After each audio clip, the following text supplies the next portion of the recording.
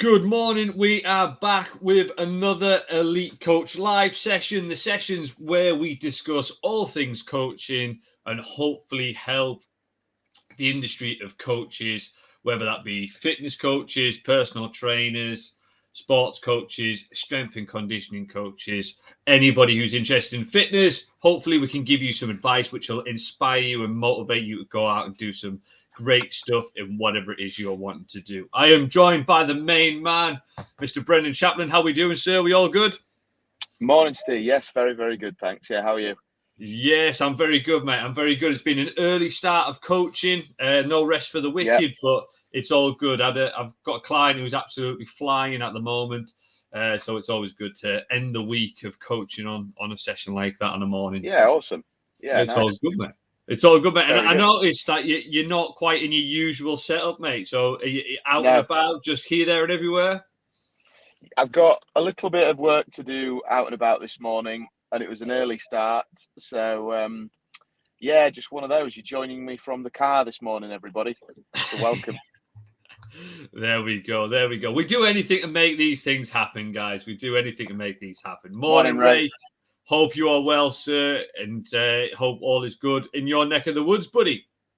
So, guys, today we're going to kick off. I want to just chat about training. I know Brendan's gone through some after his horrendous ankle injury, which was caused by the really, really dangerous task of looking at a building, you know, when he rolled his ankle. Sightseeing. So, yeah, there you go. It should come with a disclaimer, mate, shouldn't it? Do you know what I mean? I think as you go into any city, there should be a disclaimer of sightseeing is really dangerous.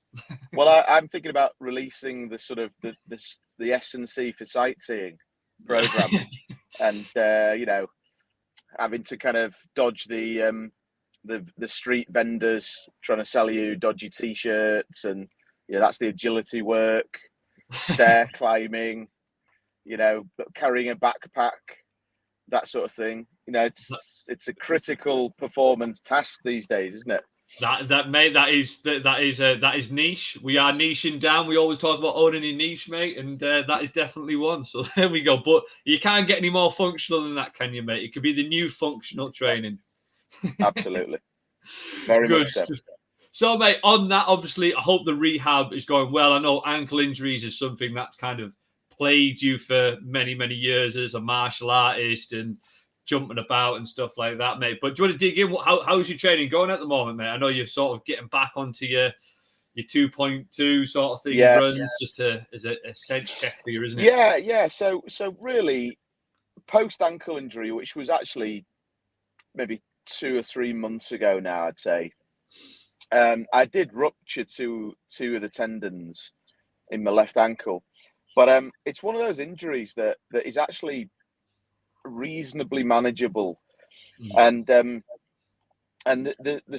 simplest way to start that rehab program is straight lines, and strap the ankle in straight lines, and it's really just progress from there, and I think then straight lines simply then moving from, say, like road work into kind of trail work or off-road work. So just there's a reservoir near me that I run around, and it's sort of half road, the route around, and then half kind of harder soil and so on and so forth.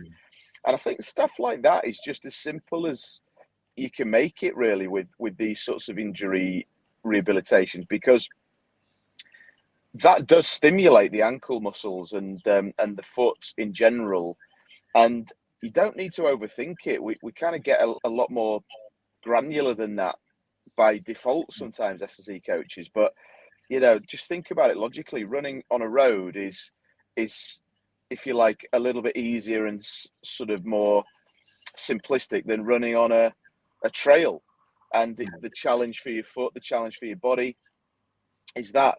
What I think is worth talking about, though, Steve, on this particular episode, an extension of that, is I've for quite a while now, like a number of years, I've been messing around with this concept that I'm terming today on this Elite Coach Live RST, which is reverse strategy training.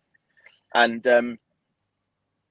And I do think there is merit with this, and certainly people do it by accident actually sometimes, but just thinking it through. So what it is in a nutshell is basically the way that you default to endurance and prolonged training. Everybody, I think anyway, and you know, chip in the sec stage, sure, but and give us your thoughts. But I think everybody kind of has a default on that of their natural way. So, for example, if you run a 5K, then on a treadmill, you will have a natural way that you complete that. You might stick it on a single speed and just crank the 5K out. You might start off slow, finish with a sprint, and gradually ramp it up. You might do a wave through that process. And over time, you learn about how your body and mind interact for prolonged effort. And you can sort of condense that down to any real effort, even if you're doing a 1K row or, you know, which is, say, 4 minutes, 4 minutes, 5 minutes effort, a 2.4K run, a 5K run, a 10K run. It could be, you know, a 40-minute intensive movement session, certain things that are relevant to everybody's sport. And the reverse strategy of that is taking what you normally do and doing broadly the opposite of that. So I'll give you an example. Normally, because I'm kind of 95K, when I'm out running on the roads, doing my 5Ks or more, 10Ks, whatever, I'll normally run fast, really fast down the hills to take advantage, to be honest, of my body mass. And naturally speaking, I'll sort of not go slowly, but run a little bit clearly slower up the hills, and then try and keep a decent pace on the flat. The reverse strategy method would be very much the opposite of that. For me, it would be attacking the hills and then again fairly steady on the flat and really steady on the downhill, just sort of protecting my joints and so on and so forth. And what I've noticed is, like, you actually do get some really good adaptations. You're not going to set PBs, generally speaking, on those particular sessions, but you actually get some decent adaptations that strengthen you physically and psychologically. The other one would be, so if you get people that jump on a treadmill and do a 5K, and the way to assess what your natural method is, if you're watching this, and I'd be keen to get people's feedback and have a play with this, everybody, see what you think, is just do maybe 2 or 3 5Ks and see how you go with it. And you might find that the first, say, 2.5 to 3K, you're really just blasting it. Third K, you might have the third K off naturally, absolutely ruined, and then you kick again. Well, your reverse strategy would be you go steady on the first few K, and then really push the third K and the fourth K. And I used to do a lot of this with the martial arts fighters when we started doing more treadmill work, because, you know, if you go back through previous ECLs, well, we've talked about endurance training. You know, I've often said and believe that things like MAS running, max aerobic speed running, is good. It is good, but it has to be coached. You have to watch how that person executes their MAS effort, because it is possible. We all do it to game the system. And when you look at somebody's movement and their patterns of movement over 5, say, or 25 minutes, and that's akin to a mixed martial arts contest, if you don't nail that, let's say you've got somebody who is really, really good aerobically, MAS looks good, and over, say, 15 minutes or 5 minutes, they are as strong and fit and execute world-class numbers. But you'd notice that actually after 10 minutes, they have a dip and then they finish strong. Well, how does that come out in the cage then? When you get in the cage, and by their opponent puts the pressure on in that, it's fight over. So to look at that person's energy system and their default, that reverse strategy then is a good way of training that person. So actually, we're gonna go moderate. We're gonna have a decent speed for your first 10 minutes, but your last 5 you're gonna really push it, or the middle 5 we're gonna tee that up, and you've got to really coach the person in front of you, not just the numbers in front of you. So, yeah, give us your thoughts, Steve. What's your snapshot? You do the odd 5K, don't you? And I haven't tried this or applied it in things like kettlebell work, but I'm sure you can familiarize with what's your methodology for your 5Ks? Yeah, so my 5Ks, I typically ramp. I ramp it up. I break it down into kind of 3-minute chunks, if you will, kind of know that sort of time. Break it down if I'm running on the treadmill.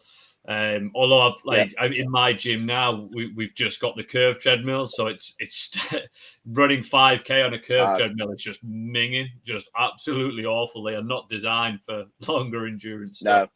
But I think what's interesting there is that reverse.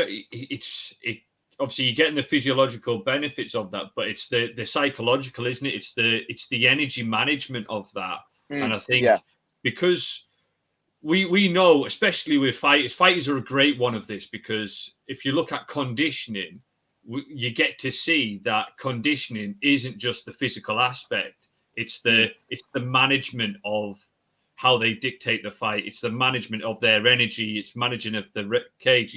I went to see one of my guys fight the other week, very, very early on in his career. Looked absolutely fantastic in the gym, but the adrenaline dump and fighting for it just changed his game plan completely. So I think by that reverse strategy, what you're doing is you're training the mind to be able to handle and go, what if this happens? What if that happens? What if this?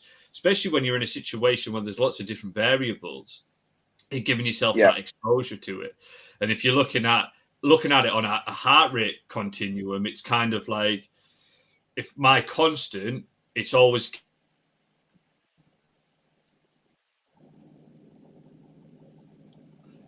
so I think that's some of the kind of key things that you want to be looking at there. And that's where it's going to be good. And that's why I use heart rate a lot, because you can get to your threshold, and when you do your ramp, your 12-min run or whatever it may be, if you do that reverse strategy, it's probably going to look a little bit more like interval-based training, right? Because you're not going to ramp up, because it's the complete opposite. You're going to hit it hard at the beginning, and then you're going to bring it down. But that psychology of getting out of your comfort zone and being able to manage your energy in lots of different ways is only a good thing.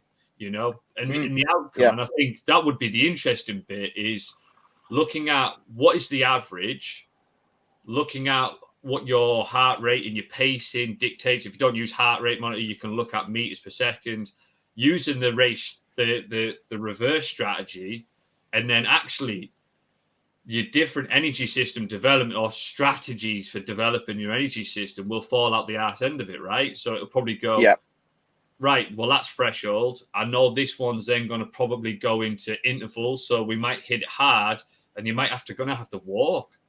Your total time working is probably going to get longer because you can't cover the distance. But that's actually a good thing, and stuff comes out the back of it. But that mental training, and like you say, coaching the person for them to be able to handle it, these different variables, is really, really important. So I like it. I think playing about with it. Give it a go. Yeah, it's an easier way to do it would be to take your 5K time at your best, or nearly at your best, and let's say you've used a ramp for that, and take your average speed over that, and then say, right, can I do this average speed for 5K and run at that average speed, whatever it is.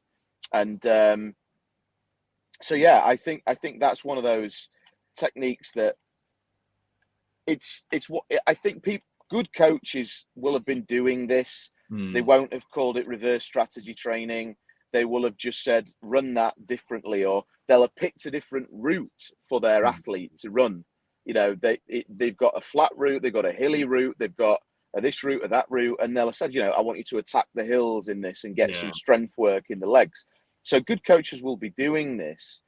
But I think S&C coaches typically,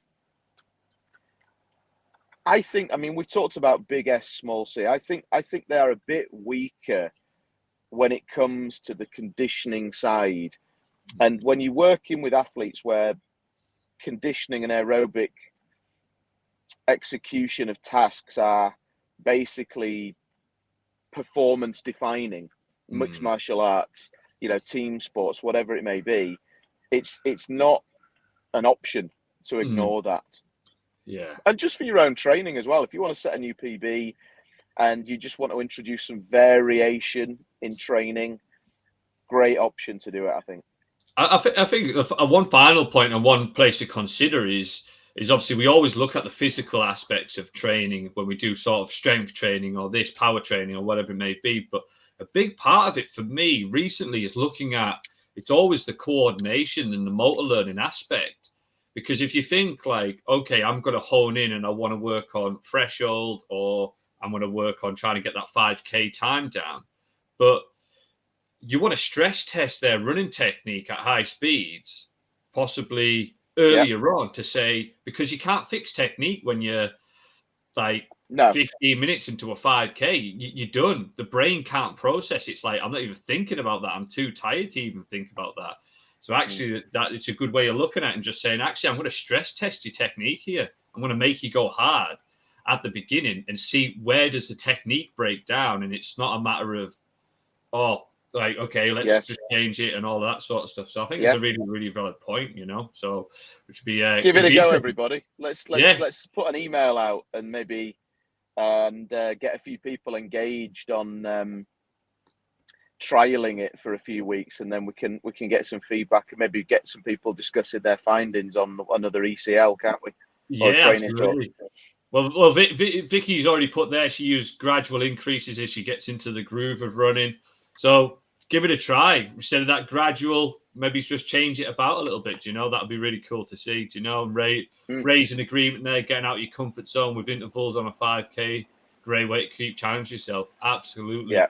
One way that I challenged myself and I definitely got my heart rate up was, I don't know if you saw it, I think I sent you the link across, but was this debate, I suppose I've got to put it in inverted commas, debate between Eddie Hearn and Peter McCabe, I think it is, McGab, talking about how boxing should be banned and it's a dangerous sport. And it was certainly an interesting one. So, did you get a chance to watch that, Brendan? Did you get to see that? Yeah, I did. And it's not the first time it's come up, and it's also happened with MMA and so on and so forth. It resurfaces, doesn't it, every few years, 5 years, something like that. Yeah. I think after reflection and watching it at first, I was like, I need some time to process this. Not because is one right and is one wrong, more about the way the full debate was set up. And I remember chatting to Gary Hutt, who's head of performance at GB Boxing, and a great practitioner and a great coach. And it was more the way the debate was set up. And it was almost like it wasn't set up as a debate. There was no opportunity for that. It was more of like a bit of an attack, wasn't it?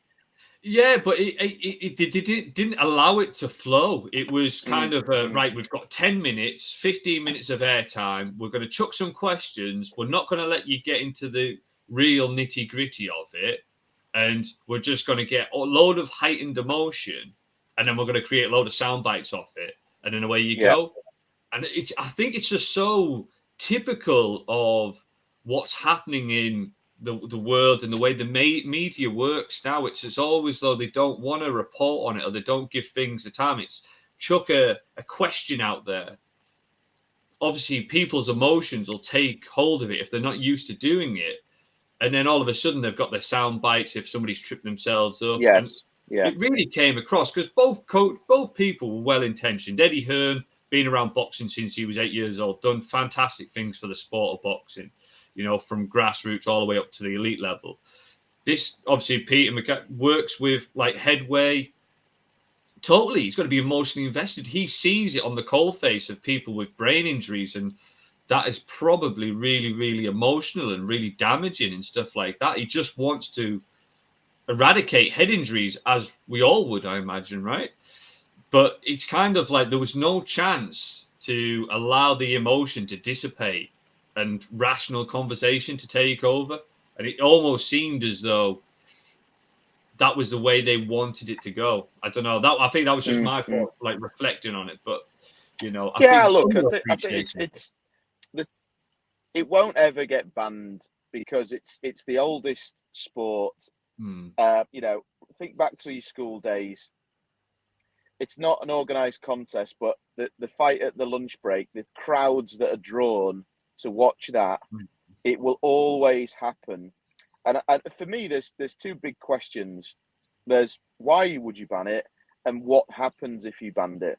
And like the why side, look, there's exceptions that are made all the time here, and there has been some tragedies, but there has been in rugby, there has been in every single sport. I know people who've lost their eye playing golf because they got hit with a golf ball. I know a tennis coach who lost their eye getting hit with a tennis ball, cracked their orbital bone, and so on and so forth.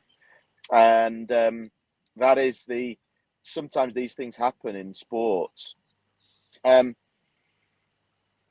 Boxing is a primal sport, but it's a well-controlled sport at a high level. And I think the youth ranks is where the argument would be, like a bit like cricket, where you've got bowlers only bowling a certain amount of overs as they are developing, and to protect their skeletons, basically. I think there's arguments there on youth kind of exposure, if you like, in boxing. And I know they do that. There's lots of headgear, but you only have to go to Thailand and you've got 6, 7, 8-year-olds fighting full contact with elbows and knees. It's not worldwide, but you can only look after your own society. So that kind of youth piece is an important one for me. But the banning of it is ludicrous because it saves lives, not takes lives. We know that. Both done a lot of martial arts in our time, and the amount of stories and people, and even just myself, like the discipline and the kind of escapism and headspace and future I got from that. It's an amazing thing, martial arts. As any sport is, if you fall in love with it, your chosen sport. So, I don't know, but I would imagine if you asked people that have suffered from brain injuries, your Muhammad Ali's, other people that have had challenges from boxing, I still don't think they'd say, well, let's ban it then. Because, look at what it gave them as an outlet and a vehicle. And I mean, what's your thoughts on the kind of why would you ban it question? Yeah, I like I say, I kind of agree, and I think it's easy to look at everything in a microscope because we see the actual fight night and the competition element of boxing is such a microscopic part of the process. And if you hone in on that and just say they're just trying to take each other's head off and stuff, you're always going to end up on that path. Or if you're always trying to look at the outcome of what boxing is, you're always going to end up in a situation where you are going to see it in a negative light. But when somebody's in fight camp and the years gone prior, you can't just walk into a gym and say, right, I'm going to fight in 12 weeks. It doesn't work like that. No. You spend years learning your craft of where's your feet work, where's the fitness element side of it, all of this controlled sparring, controlled aggression, managing your emotions. Yeah, that's a great word, mate. Controlled aggression. And I think personally, aggression is a part of life. Conflict is a part of life. And having that, I've got 2 3.5-year-old kids. They will be exposed to some kind of martial art because they need to be. And it's not just for self-defense, it's for self-management, self-leadership. And it's a part of life, and sometimes controversially, I think the way to tackle certain problems is through physical aggression at certain times, you know, and if you don't have that in your locker, or if you don't have any appreciation for it at all, you're paralyzed in times when that is actually a relevant discussion point. So for me, I think kids should be exposed to martial arts. I'd have it in the curriculum, Steve. I'd have something, you know, judo or jiu-jitsu or boxing, something like that, controlled in that way. You know, there's a reason that certain populations still have that in their curriculum, and then they have it when they do like national service and so on and so forth. What does it foster? What does it create? You know, there's value in there as well. Massively. And I think one thing that sticks out to me is the last bit is in times of stress, I can't remember who said this, but in times of stress and difficulty, people default to the level of their lowest level of training. It's something along those lines, but basically, when you are stressed or in a highly, you know, stressful situation, under pressure, whatever it may be, you will drop to your default level of training. So if you've got somebody who's done martial arts for you and disciplined, their default level of training and discipline is probably going to be a lot more controlled than somebody who is not emotionally connected when times are hard, when you have to make a challenging decision. Because guess what? Life is tough. Do you know what I mean? We've got to get around it and stop thinking that life has to be easy, because it's not. So it's having these things in place where you will go to your default level of, and this is why I always say to the coaches and mentor, like on people on the mentorship, is you've got to constantly be working on yourself, not for when the times are good, but for when the times are bad. Because when the times are bad, it's going to expose your characteristics and your level of training. You know, and that's it. You got to, adversity can be spun in the other way, and this is preparation for the next adversity. And that's, sport is a great metaphor for life in that regard. Let's